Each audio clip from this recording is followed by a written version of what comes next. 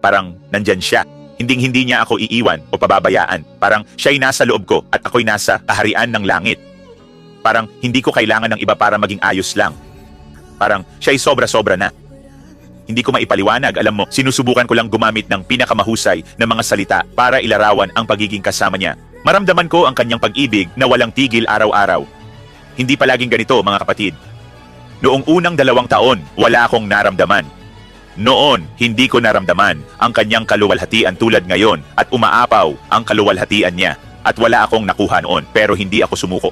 Alam kong nariyan siya, alam kong mahal niya ako, at kailangan kong magpatuloy sa paghahanap ng mas malalim pa dahil ang inaasam ko ay isa pang pagkikita, isa pang pagdama. Gusto kong makita ang kanyang mukha. Gusto kong makilangan ang Diyos na ito na namatay para sa akin, na nagsugo ng anak para bigyan ako ng bagong buhay kasama niya at tubusin ako at kinuha ang lahat ng bagay na ako na inakala kong nakalimutan at ginawa akong perpekto, banal, matuwid at walang kapintasan sa harap gaya ng sinasabi ng aklat ng mga taga-Kolosas dahil sa dugo ni Jesus.